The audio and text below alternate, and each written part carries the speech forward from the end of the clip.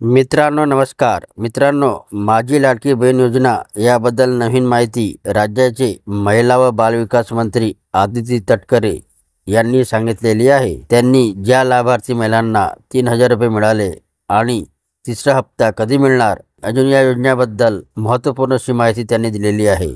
म्हणून हा व्हिडिओ शेवटपर्यंत पहा। तर चला मित्रांनो, आपण त्यांच्याकडून ऐकून घेऊया। मुख्यमंत्री माझी लाडकी बहीण या योजनेअंतर्गत तसं पाहायला गेलं तर आमच्याकडे आता जवळपास 2,40,00,000 पेक्षा अधिक अर्ज प्राप्त झाले आणि यातील जवळपास जुलै महिन्यातील आम्ही 1,07,00,000 महिलांना त्याचा लाभ हा ऑगस्ट महिन्यामध्ये दिला। काही दिवसांपूर्वीच इथं नागपूरमध्ये 31 ऑगस्टला कार्यक्रम झाला, त्याच्यात जवळपास 52 लाखापेक्षा अधिक महिलांना आम्ही या योजनेअंतर्गत लाभ वितरित केला। आणि सप्टेंबर असेल आणि जे काही अर्ज आता प्राप्त झालेले आहेत आतापर्यंत याची छाननी सुरू आहे आणि ती झाल्यानंतर आम्हाला खात्री आहे की साधारणपणे 2 कोटीपेक्षा अधिक महिला या योजनेअंतर्गत 100% पात्र ठरतील। आमचा तर प्रयत्न आहे की जो अंदाज विभागाने लावलेला आहे 2.5 कोटी महिलांपर्यंत, माता भगिनींपर्यंत ही योजना पोहोचवण्याचा, यात आम्ही निश्चितपणाने सफल होऊ असं आम्हाला खात्री आहे। खरं तर पहिल्या टप्प्यातली मुदत ही 1 जुलै ते 31 ऑगस्ट होती आणि या कालावधीमध्ये ज्या ज्या पात्र महिलांनी अर्ज भरलेला आहे त्यांना जुलै आणि ऑगस्ट महिन्याचा लाभ मिळणार आहे। योजनेची जी काही रजिस्ट्रेशन आहे ही सुरूच राहणार आहे।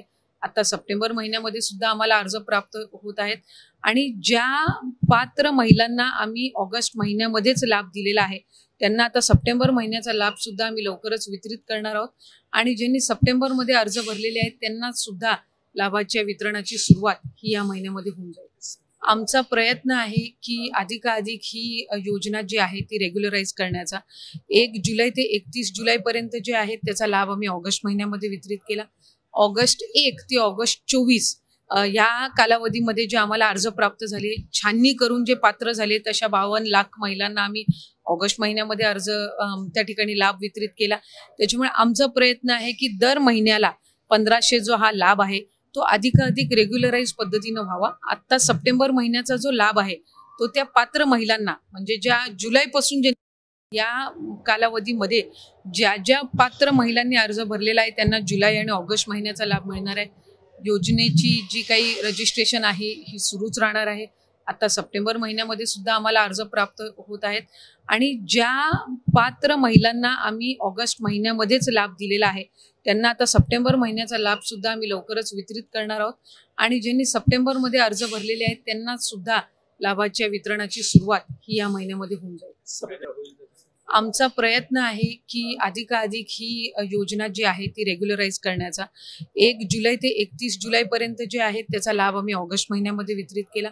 ऑगस्ट 1 ते ऑगस्ट 24 या कालावधीमध्ये जे आम्हाला अर्ज प्राप्त झाले, छाननी करून जे पात्र झाले तशा 52 लाख महिलांना आम्ही ऑगस्ट महिन्यामध्ये अर्ज त्या ठिकाणी लाभ वितरित केला।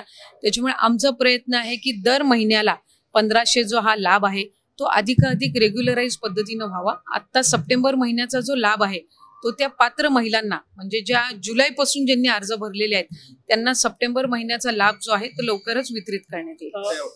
सुरक्षता हा निश्चितपणाने एक महत्त्वपूर्ण विषय आहे।